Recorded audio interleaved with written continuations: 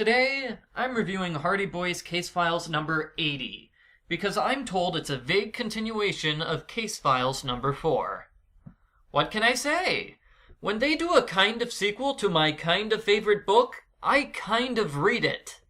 Let's hope nothing important happened in books 5 through 79, because otherwise I'm gonna be super confused. And, as it turns out, a lot happened in the past 76 books. There was the Ring of Evil trilogy, which I presume is a crossover between the Hardy Boys and Lord of the Rings. Also, Joe finally got over the death of his girlfriend, Iola. He is now dating a new girl named Vanessa Bender. This is a Halloween book, so expect a lot of murder, zombies, and other crazy stuff. Things start normally, with Frank and Joe visiting their girlfriends. Vanessa waves at Joe from a boat, and she immediately dies when the boat explodes. What? Jeez! They didn't give me much time to get used to the new character. The Hardys go home, since the date was cancelled due to explosion. Remind me to use that excuse next time my fiancé wants me to attend a family function. Joe gets a phone call, which makes fun of him for having 2 dead girlfriends. Wow, that's super harsh. Even harsher is the fact that someone drugged the candles in their Halloween jack-o'-lanterns. Frank and Joe collapse on the ground. Drugged by jack-o'-lantern candles. Remind me not to use that excuse next time my fiancé wants me to attend a family function. The Hardys live through the candle attack because Frank's girlfriend pulls them out of the house in time. Joe gets another threatening call, and he identifies the caller as his dead girlfriend, Iola. Which means it's kind of sequel time! Yes!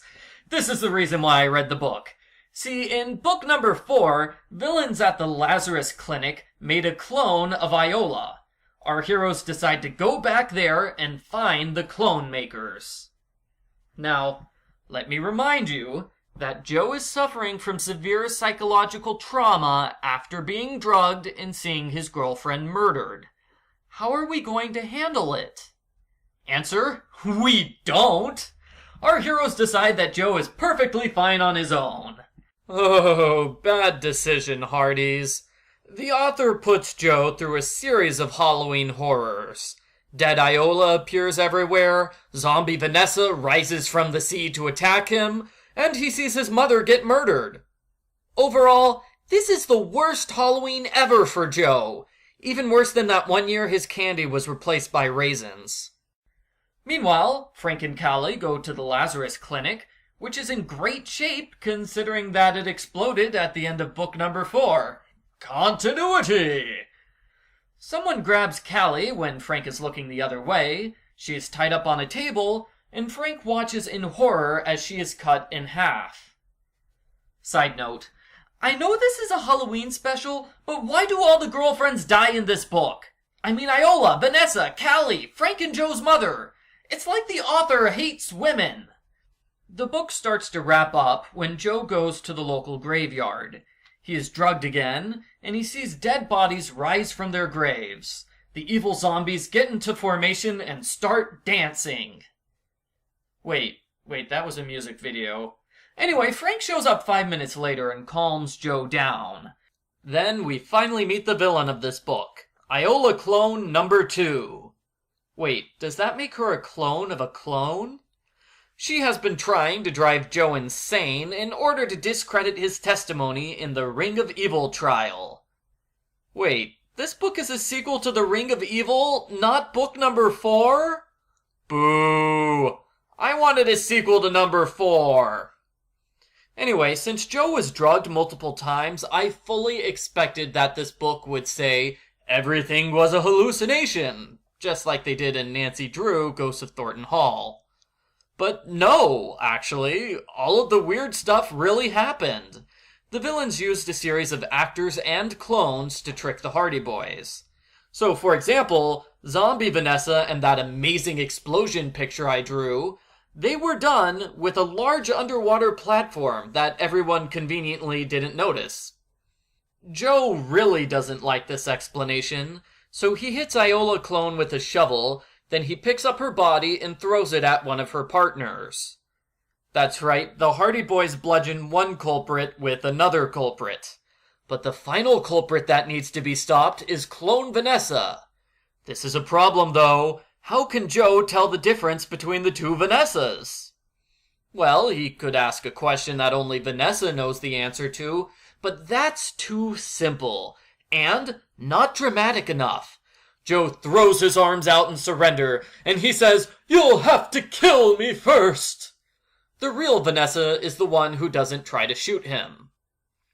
The book ends with everyone going out for breakfast because nobody got any candy to eat. Worst Halloween ever. The end.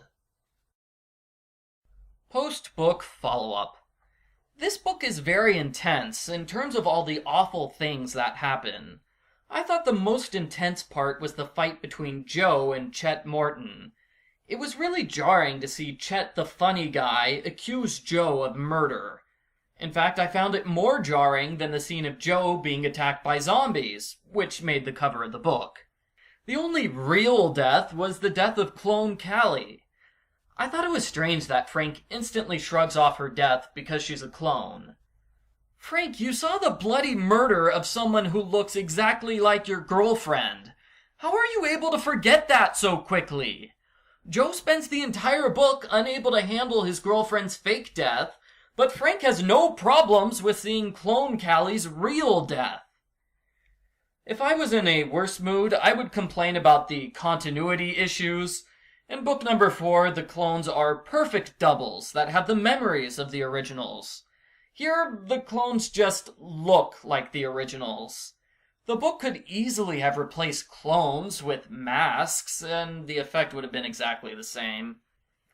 Overall, this book is not the sequel I was expecting, mainly because it was a sequel to a different book entirely, but for a spooky Halloween story, it's not bad. You can read it, get scared, and hope the Hardy Boys don't end up having to see a psychologist after this. I give Hardy Boys Casefiles number 80, Dead of Night, an 8 out of 10.